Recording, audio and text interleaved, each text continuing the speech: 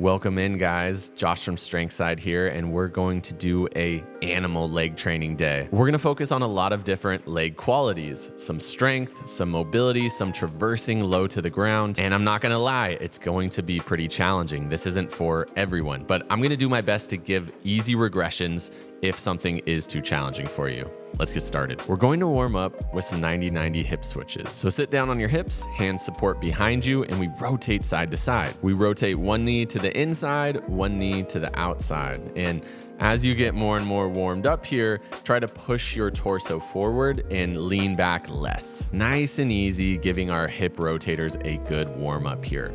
Let's do one more, and then we're gonna move directly into warming up our knees and our deep squat position. So almost the same position here, we're gonna press the ground away behind us and use some momentum to lead us into our squat position. I like to press with one arm, reach the other arm forward, and that helps create a little bit of counterbalance, and it makes it easier to get in that low to the ground squat. I find these so fun to do as a warm-up, and they're extremely functional, right? To be able to press yourself up from the ground. There's the classic research that was done that showed very closely tied to mortality is your ability to go down to the ground and to come back up. So we want to keep that strong and fluid as long as we can throughout our lives. So in your deep squat, now press the elbows against the knees to drive the knees out. Now squeeze the knees together to press those elbows together. This is a great way to work your hip rotators in a way that's very functional, right? Because we're in our deep squat, but we're practicing externally rotating our hips and then internally rotating our hips. And I always like to see if I can touch my knees or my thighs together in this bottom squat position. It's a fun little challenge. If you can do that, then you probably have pretty awesome hip internal rotation. Your body's gonna love that. So let's go to standing calf raise. Really simple here. Drive onto the toes, lift the heels, try to feel those calves working. I find it really important to warm up the lower leg and the feet before I'm doing any type of squats or low to the ground work. You really want those feet to be able to grip the ground, right? The feet and ankles, those are our first connection to the ground. And to be able to do all the movements that we're gonna do here in this session, we really need to be strong and mobile there. All right, go ahead and relax for a second. Good warm up there, guys. We're going to start our leg session off with a strength movement, the shrimp squat. Think of the shrimp just like a back lunge, but your foot's not gonna touch the ground, your knee is going to touch the ground. So just like I'm doing, grab a pad or a pillow as a target to bring your knee to. So we're going to squat down, we're gonna tap that knee behind us, keeping the foot off the ground, and then we're gonna squat back up. So if you find this too hard, stack more pillows, use a higher elevation, and or put your hands on something in front of you like a table to take the balance out of the equation. And because these are quite challenging on our legs, we're gonna do only 5 reps on each side. We're gonna stay in that strength range. The two things that help me the most in this movement is to really reach the arms forward to get yourself a counterbalance and to really push your weight forward into the toes and the balls of your feet. You'll see I even lift my heels slightly, and this makes us use our quads like crazy, which is necessary in this movement. So as we switch here, I wanna say, if you're really struggling on this, that's completely normal. The shrimp is really challenging because it takes balance, strength, and mobility. So remember, you can use a higher target and you can also use a bit of assistance from the hands. So let's go ahead and hit our 5 reps on our other leg here. The reason I really love shrimps is because you can massively challenge your legs without needing any equipment. So yes, I do train with weights sometimes, but then there's parts of the year, especially the summer, where I really like to train outside in parks. I can use the shrimp squat to keep challenging my legs without anything. All right, awesome work. So no rest. We're gonna go straight into single leg deadlift. So we're gonna find our balance and become stable on one leg. We're gonna hinge our torso forward, and we're gonna look to touch the ground or our shoe with our hand. Let's keep that working leg with a slightly bent knee, but mostly straight, so you can feel that hamstring and glute get stretched. Now we're gonna keep it easy here. We're just gonna do about 3 on each leg. So let's go ahead and switch sides. Now it's always good to balance out a squatting pattern with a hinging pattern to use the posterior chain, especially something like a shrimp squat that is using your quads so much. And the nice thing about a single leg deadlift is we also get some hip stability work. All right, y'all, nice work. So now we're gonna move into the conditioning portion of the workout, and this is overhead duck walk. Come to a crouched position on your toes. You're gonna place your hands behind your head, and then we're just going to take some steps forward. This first round, I want you to keep your hips high. So it's almost like we're just doing a walking lunge forward that's really, really tight and compressed. Like I mentioned earlier, the feet play such a big role here. So try to feel really strong through those feet, and that's gonna create a nice and stable knee structure and also allow you to use your hips well throughout this walk. This is such good conditioning for your lower body. Most of us know the huge benefits to a deep squat. Being able to move from that deep squat really bulletproofs the lower body. You're gonna become very resilient in those legs. All right, guys, relax. Take yourself a little bit of a breather here. We started with our strength superset. Now we move to a little bit of conditioning. We're gonna finish this circuit with something that's focused on mobility. So we're going to do horse stance Cossack squat. So feet outside of the shoulders, sit the hips down with a nice upright torso, and then we're gonna shift into one leg. Now we're not trying to do a super deep squat here in the beginning.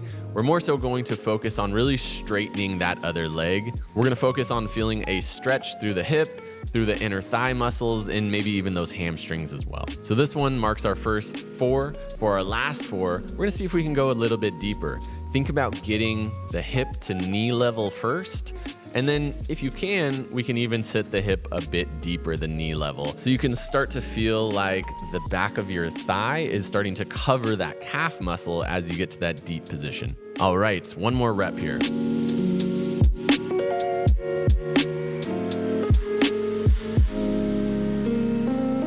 Fantastic work, y'all. That was round 1. We're gonna do 2 more rounds. The exercises are going to progress a little bit to become a bit more challenging. Keep in mind that you can always do what we did here on the first round. And keep in mind that if anything causes some discomfort or some pain, to just sit that one out and do what you can. So we're moving back to our shrimp squat. This time I'm gonna take away the target. So now my knee has to travel more range of motion to touch the ground. Now I probably should have put something soft down for my knee here because banging it on the concrete is not very fun. To do this on something soft, these are actually great to do in grass if you have access to it. So once again, we're doing 5 reps on each leg. You can take your time between reps to reset. Take a quick breath. It does not have to be fast. We're more focused on getting each quality rep in. All right, that's 5. Great work. I'm really feeling my quads pumping here. Let's go ahead and switch to the other side.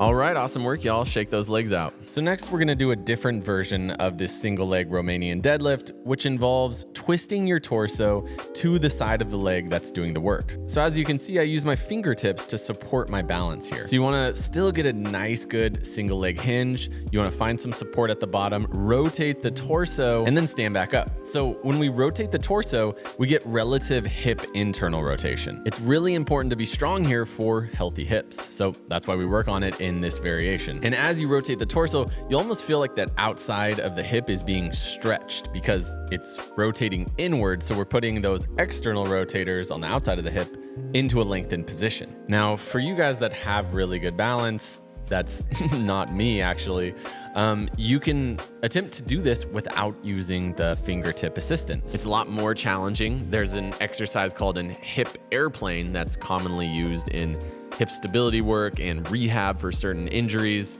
and it's very, very good to practice. All right, let's do our last 2 reps.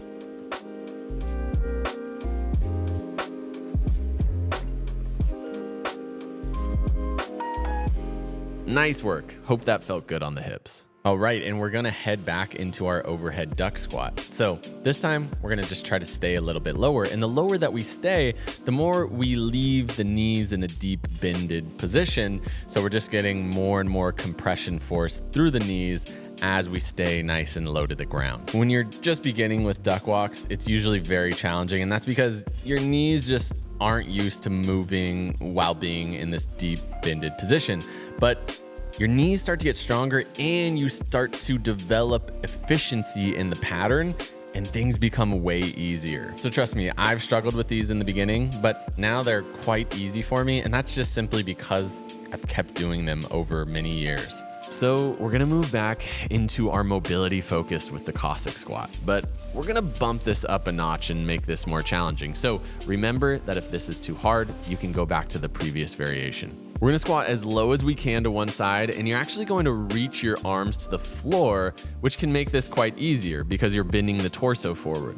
But now we're gonna take one arm, set it behind us, and we're gonna let the hips touch the floor, and then we're gonna reverse that motion out. In this beginning stage, use your hands as much as you need to guide yourself down and then to push yourself out of that position to get back up.